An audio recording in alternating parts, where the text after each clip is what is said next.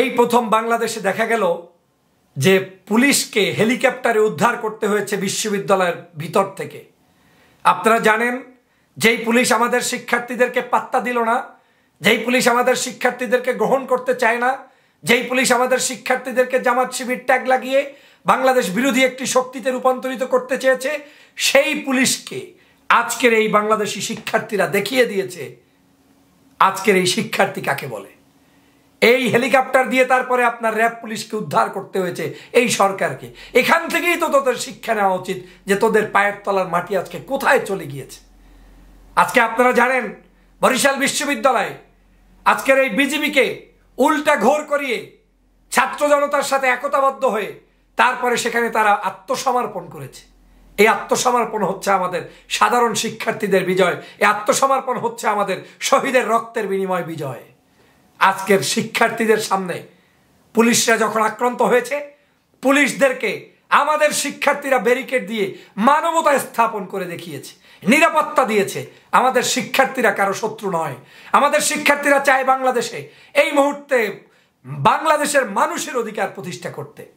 কিন্তু পুলিশ বাহিনী আপনারা যে ভাষায় কথা বলছেন, তারপরেও এখন পর্যন্ত যে আপনারা সুস্থ শরীরে আছেন, যে ভাষায় আজকের ডিবির হারুন কথা বলছেন, তারপরেও যে হাঁটতে পারছেন সুস্থ শরীরে, এটাই তো অনেক বড় আপনাদের জন্য পাওয়া। আপনারা এই ফ্যাসিবাদের দোসর হবেন না। আপনারা এই ফ্যাসিবাদ থেকে দূরে থাকুন। ফ্যাসিবাদের কবল থেকে দেশকে রক্ষা করুন, বাংলার জনগণকে রক্ষা করুন। ছাত্র জনতার সাথে কাঁধে কাঁধ মিলিয়ে ঐক্যবদ্ধভাবে এগিয়ে আসুন। না হয় বাংলাদেশে যে আগুন লেগেছে, এই রাজনৈতিক অস্থিরতা, এই বাংলাদেশের মানুষের স্বাধীনতার সার্বভৌমত্ব কেড়ে নেওয়া, এই কেড়ে নেওয়া কোনো অবস্থায় এদেশের জনগণ আর হতে দিবে না। এখন দাবি চলে এসেছে নো রিটার্ন পলিসিতে, এখন দাবি চলে এসেছে গণ অভ্যুত্থানের, এখন দাবি চলিয়েছে সরকার পতনের। এই ফ্যাসিবাদকে পতন ঘটাতেই হবে। শেখ হাসিনার পতন ছাড়া বাংলাদেশের মানুষের কোনো মুক্তি এই মুহূর্তে নেই। অতএব দল, মত, জাতি, ধর্ম, বর্ণ নির্বিশেষে আপনারা এগিয়ে আসুন। বাংলাদেশের সমগ্র জায়গায় পুলিশ আমাদের ভাইদেরকে হত্যা করেছে। অর্ধশত ভাইদেরকে এখন পর্যন্ত শোনা গিয়েছে বিভিন্ন জায়গায় হত্যা করেছে।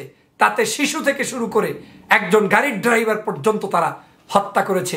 বিশ্ববিদ্যালয়ের শিক্ষক, ছাত্র, সাংবাদিক, কে নাই সেই হত্যার শিকারের মধ্যে। অতএব এই ফ্যাসিবাদের কবল থেকে আমাদেরকে দেশকে উদ্ধার করতে হবে। আমাদের সবাইকে এই পুলিশকে হুঁশিয়ার করে দিয়ে আমাদের বলতে হবে যে হয় তোমরা জনতার কাতারে দাঁড়াও, নয় তোমাদের সাথে যুদ্ধের ময়দানে আমরা সরাসরি অংশগ্রহণ করব। এই যুদ্ধে বাংলাদেশের স্বাধীনতাপ্রেমী মানুষ অবশ্যই জিতবে ইনশাআল্লাহ। আল্লাহ আমাদেরকে কামিয়াব করবে। এই যুদ্ধ জনগণের জন্য, এই যুদ্ধে বিজয় হওয়ার জন্য, এই যুদ্ধ পরাস্তের জন্য নয়। অতএব বাংলাদেশে ফ্যাসিবাদের বিরুদ্ধে এখন লড়াই চলছে। এই লড়াই আপনারা অব্যাহত রাখবেন।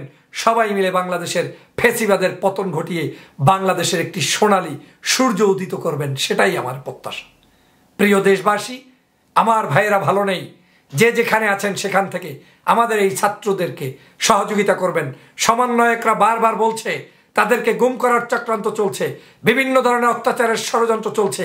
কোনো অবস্থায় আমার এই ভাইদেরকে অ্যারেস্ট করলে কিংবা কোনো ধরনের টর্চার করলে বাংলাদেশের সমগ্র সীমানা থেকে সীমানা পর্যন্ত জনগণ ফুঁসে উঠবে। অতএব আওয়ামী লীগ সময় থাকতে পদত্যাগ করো। শেখ হাসিনা পদত্যাগ করে আইনের আশ্রয় নাও। বাংলাদেশের আইন আদালত অনুযায়ী তোমার যা বিচার তাই হবে, কিন্তু দেশ থেকেও পালাবা না, আর দেশ থেকে পালানোর চিন্তাও করবা না। সবাই পাহারা দেবেন।